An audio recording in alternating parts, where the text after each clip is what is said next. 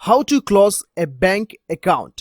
नमस्कार दोस्तों, स्वागत करता हूं आप सभी को टेकीराज यूट्यूब चैनल पर। दोस्तों आज के इस वीडियो में मैं आपको बताऊंगा कि कैसे आप नैनीताल बैंक या फिर किसी भी बैंक अकाउंट को कैसे क्लोज कर सकते हो। तो दोस्तों जानने के लिए इस वीडियो को शुरू से लेकर अंत तक जरूर देखिएगा।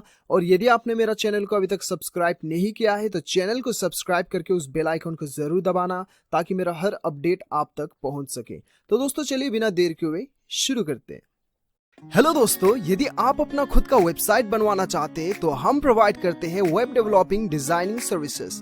हमारी टीम से वेबसाइट बनाने पर आपको मिलेगा fast and quality services, 24/7 support, AdSense approval. Website दिए गए डिटेल्स पर कांटेक्ट करें और आज ही अपना वेबसाइट बनवाएं।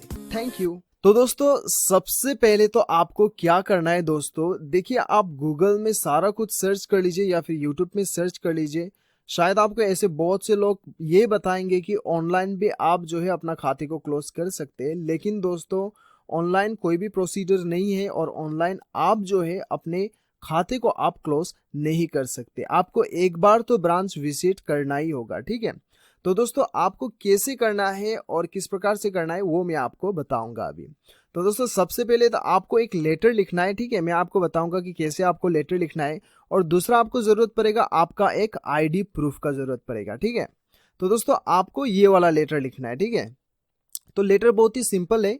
यहाँ पे आपको क्या करना है, टू द मैनेजर और ब्रांच का नाम लिखना है यहाँ पे, ठीक है। टू द मैनेजर और ब्रांच का नाम लिखना है और यहाँ पे ब्रांच का एड्रेस लिखना है, ठीक है। उसके बाद सब्जेक्ट में आपको क्लोज बैंक अकाउंट लिखना है।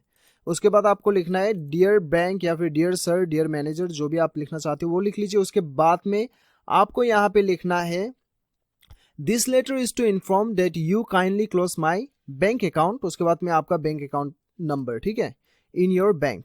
उसके बाद में I am not operating this account from a long period of time, now I decided to discontinue this account.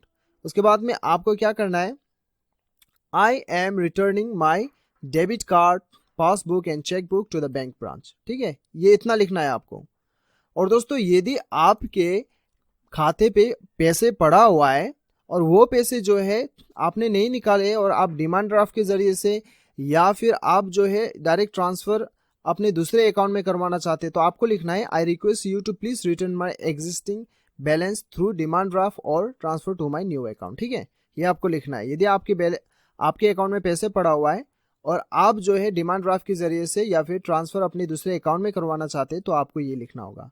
और यदि आपको जो है दोस्तों आपके अकाउंट में पैसे बिल्कुल भी नहीं है तो आपको ये इतना नहीं लिखना है, ऐसे ही छोड़ देना है, ठीक है।